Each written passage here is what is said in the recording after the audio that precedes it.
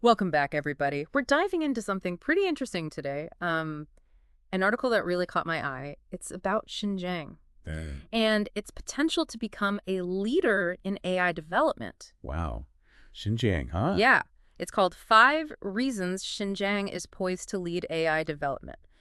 It's published by TATANKA. I don't know if you're familiar. I've heard of it, yeah. But it's a fascinating read. I mean, when you think of AI hotspots, Xinjiang doesn't exactly spring to mind, right? Yeah, not usually the first place you think of, no. But this article makes a pretty compelling argument. One of the key factors they highlight is its location. Ah, location. Always key. Right.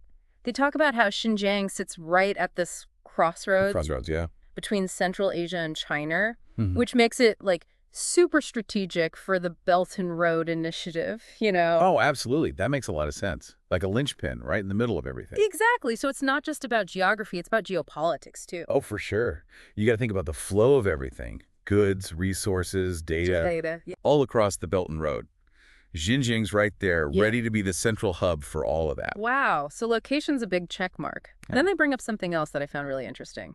Renewable energy. Renewable energy. Interesting. Because we all know AI, it needs a ton of power. Oh, yeah. Huge energy demands. Right. All those massive data centers constantly crunching numbers. It's energy intensive. It is.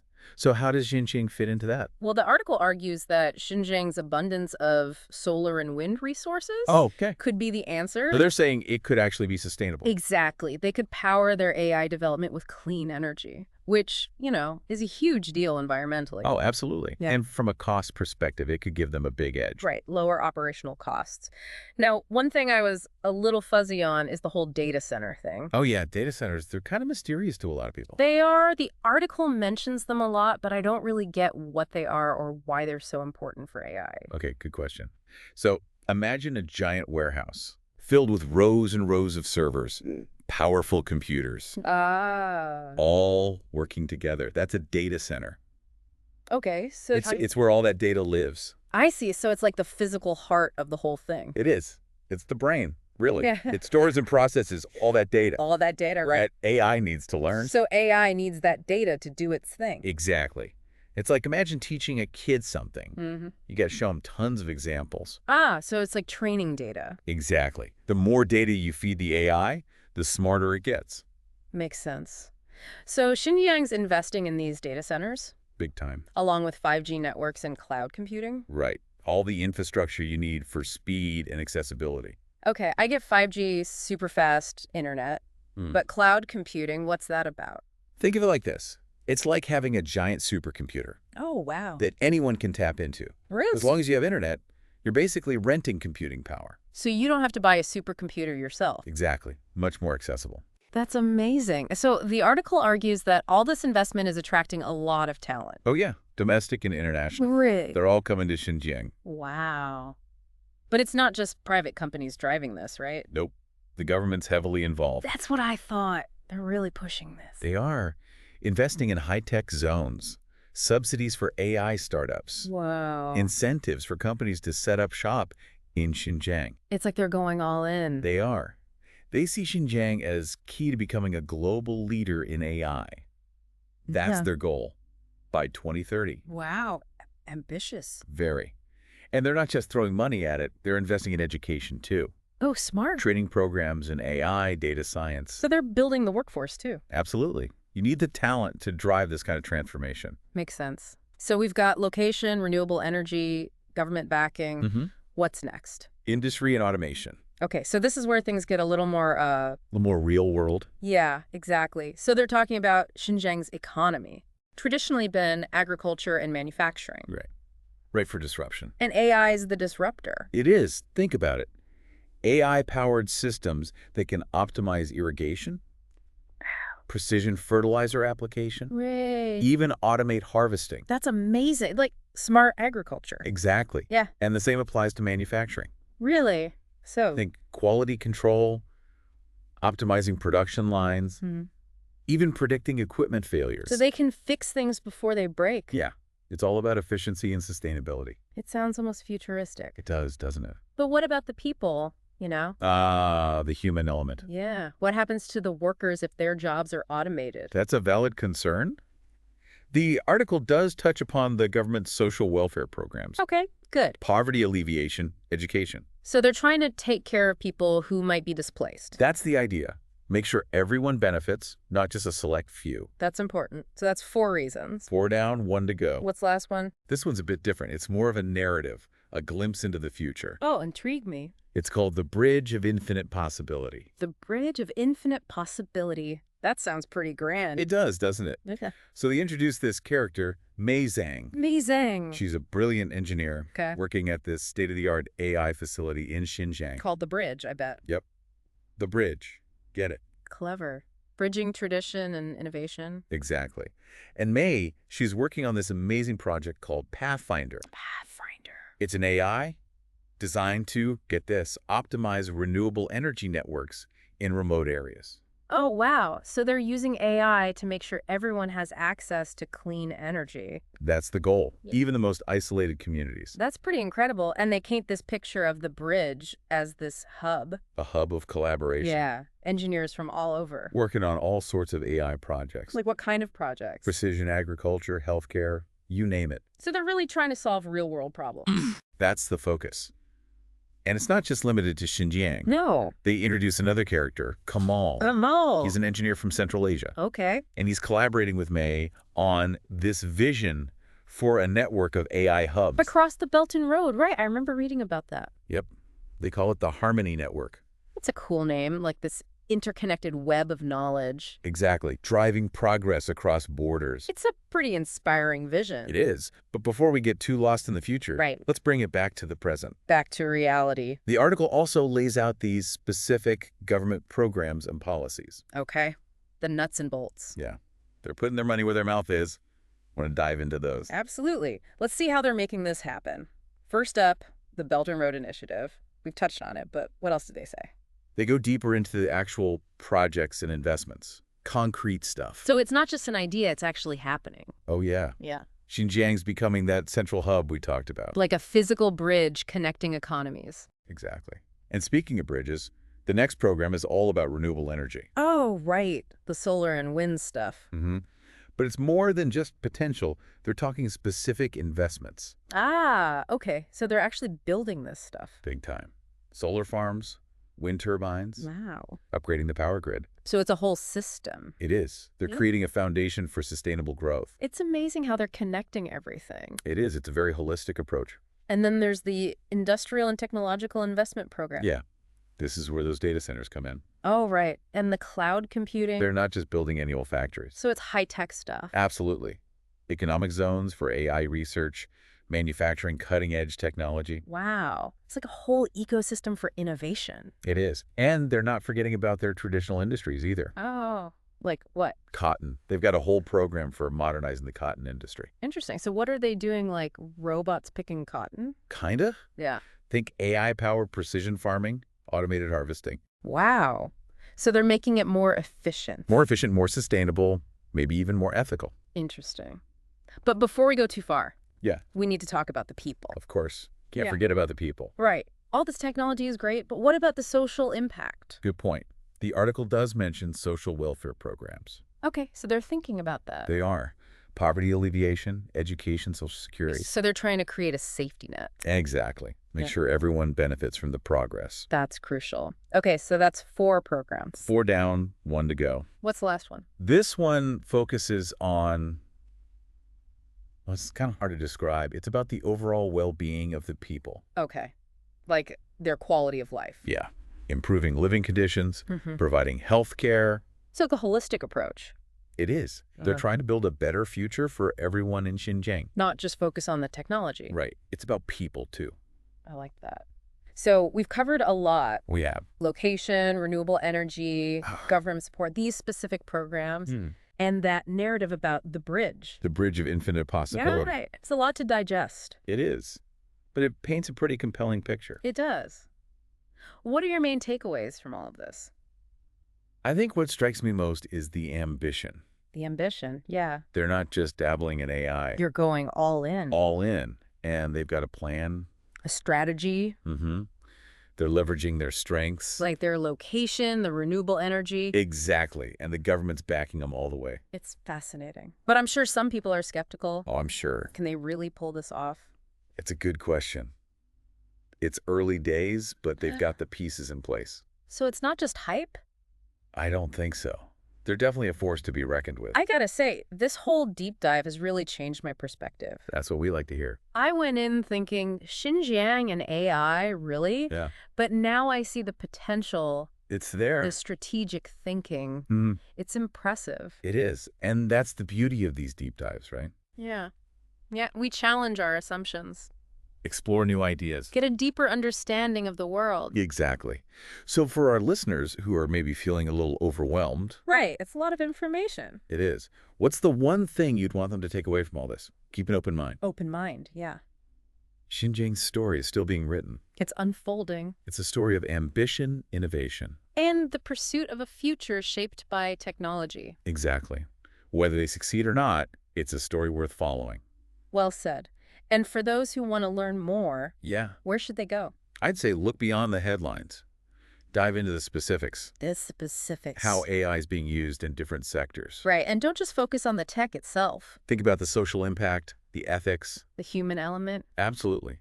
AI isn't just about algorithms and robots. It's about us It's about how we use it. to shape the future we want. On that note of possibility, we'll wrap up this part of our deep dive. But before we go, I want to leave our listeners with something to think about. We were talking about this fictional narrative in the article called The Bridge of Infinite Possibility. Right, The Bridge of Infinite Possibility. And this character, Mei Zhang, yeah, brilliant engineer, working at this incredible AI facility in Xinjiang. called The Bridge. The Bridge. It's such a symbolic name, you know? It is, isn't it? Bridging the gap between, well, Between the old and the new. exactly. Tradition and technology. And May, she's working on this project, Pathfinder. Pathfinder. I love that name. It's a good one, right? So Pathfinder is an AI system, and get this, it's designed to optimize renewable energy Renewable energy. Okay. in these really remote areas. Oh, wow. So they're using AI to bring clean energy to everyone. That's the idea, even the most isolated communities. That's pretty amazing. And the article describes the bridge as this hub of activity. Oh, yeah. It's buzzing. Engineers from all different backgrounds. Really collaborating. Collaborating, sharing ideas, working on all these incredible projects. Like, what kind of projects are they tackling? Oh, well, they mentioned precision agriculture, for one. Oh, right. We talked about that earlier. Using AI to make farming more efficient, sustainable. And they're working on healthcare solutions, too. Using AI to diagnose diseases, develop new treatments. It's incredible how AI can be applied to so many different fields. It really is. And they even mention a project focused on education. Education. Using AI to personalize learning, Hmm. make education more accessible. So they're not just focused on the tech itself. Right. They're thinking about how AI can improve people's lives. And it's not just limited to Xinjiang, is it? No, not at all. Remember Kamal? Kamal, the engineer from Central Asia. That's the one. He's collaborating with May on this vision for a network of AI hubs. It's across the entire Belt and Road region. Exactly. They call it the Harmony Network. The Harmony Network. I love that. It's a beautiful idea, isn't it? Connecting all these different countries. Sharing knowledge, working together. Using AI to bridge cultural divides. It's a very optimistic vision of the future. It is. But it's important to remember, this is just a fictional narrative. Right. It's a possibility, not a guarantee. Exactly. But it highlights the potential, the hope that AI represents. And it brings a human touch to the whole discussion. It does, doesn't it? Reminds us that AI isn't just about algorithms and machines. It's about people. People working together to build a better future. So getting back to reality for a minute, we were talking about these specific government programs. Right. The ones designed to make all this happen. Right. And the first one was the Belt and Road Initiative. Which we've already talked about quite a bit. Yeah, but I'm curious to hear more about the actual projects they're investing in. Okay, well, for starters, they're heavily involved in infrastructure development. Infrastructure, okay. Building roads, railways, Meatbuck. lines. Really creating those physical connections across the region. Exactly. And they're using AI to make those projects more efficient. Oh, interesting. How, so, They're using AI for things like route planning, Yeah. optimizing logistics. so they can move goods and materials more quickly, more cheaply. Exactly. And that's a huge boost for economic development. Makes sense. And what about the second program, the one focused on renewable energy? yes. That one's all about building a sustainable future. And they're putting a lot of money into it, right? They are. They're investing in solar farms, wind farms. Wow. Massive projects, I imagine. Massive. And they're also investing in research and development. So they're not just building the infrastructure, they're pushing the boundaries of the technology itself. They are. They want to become leaders in renewable energy technology. It's ambitious, but it seems like they're serious about it. They are. And it ties in perfectly with their AI ambitions. Right, because AI requires so much energy. Exactly. So by investing in clean energy, they're making their AI development more sustainable. It's like a win-win. It is. Yeah. And it sets a good example for the rest of the world. Now, what about the third program, the one focused on industrial and technological investments? Yes. This one's all about building the foundation for a high-tech economy. So what are they actually investing in? Well, we've talked about data centers and cloud computing. Those are big ones. Huge. But they're also investing in robotics, artificial intelligence, biotechnology. Wow. Cutting-edge stuff. Absolutely. They're creating special economic zones. Like Silicon Valley and Xinjiang? Kind of.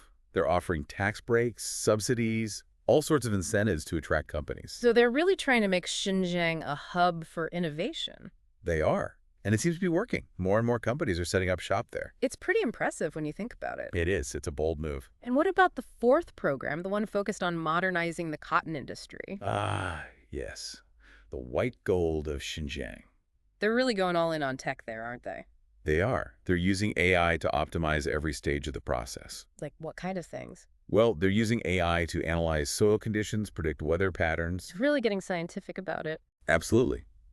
They're also using AI to automate irrigation fertilization. So they're using less water, less fertilizer. Exactly. Making it more sustainable. And what about the actual harvesting? They're using robots for that. Robots picking cotton? I never thought I'd see the day. It's the future, and it's happening right now in Xinjiang. It's amazing. But it does make you wonder about the impact on jobs. That's a valid concern. But the government is aware of that. And they're trying to address it. They are. They're investing in education and training programs. So people can learn new skills, adapt to the changing economy? Exactly. It's not just about replacing jobs with robots. Think about creating new opportunities. Right.